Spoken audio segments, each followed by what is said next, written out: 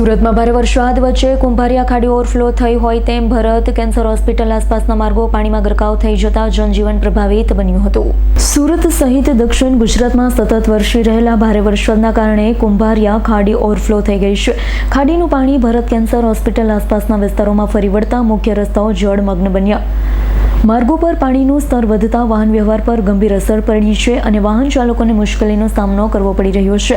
કેટલાક સ્થળોએ રસ્તાઓ નદી જેવા દેખાતા હતા, જેના કારણે લોકોમાં ચિંતાનો માહોલ સર્જાયો। તંત્ર દ્વારા સ્થિતિ પર સતત નજર રાખવામાં આવી રહી છે।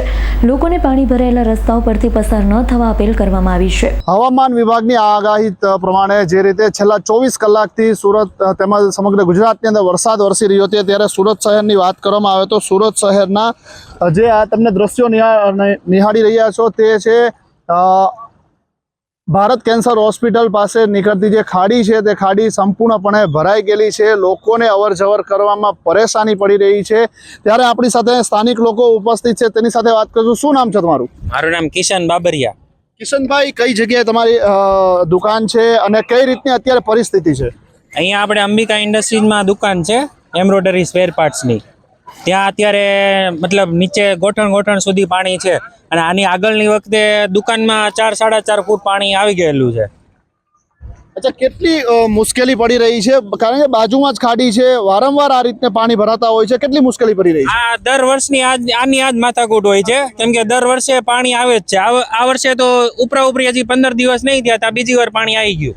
ચોક્કસથી 15 દિવસમાં બીજી વખત પાણી આવી ગયું છે। શું કહેશો તમે, કઈ રીતની પરિસ્થિતિ છે આ ખાડીમાં? અમે અહીંયા 17 વર્ષથી અંબિકા ઇન્ડસ્ટ્રીઝમાં જ કામ કરીએ છીએ। છેલ્લા 3 વર્ષથી કન્ટિન્યુ પાણી આવે છે અને આ વખતે આના 10 દિવસ પહેલા જે પાણી આવ્યું ત્યારે 8 ફૂટ સુધી પાણી હતું, એટલે લગભગ નીચેના ગાળાઓમાં કોઈનું કાંઈ બચ્યું જ નથી। બધાનું જાનમાલનું પૂરી રીતે નુકસાન થયેલું છે અને આ ખાડીને દબાણ કરીને પૂરી દેવામાં આવેલી છે છેલ્લા ઘણા સમયથી, નહીંતર આટલું પાણી ક્યારેય આવેલું છે નહીં। ચોક્કસથી લોકો દ્વારા કહેવામાં આવે છે કે ખાડીને જે છે કે દબાણ કરીને પૂરી દેવાની લઈને અત્યારે જે છે કે ગોઠણ સમાડા સમગ્ર વિસ્તારની અંદર પાણી ભરાયા છે। Jignesh Pandya, S9 news, Surat. Bureau report, S9 news, Surat.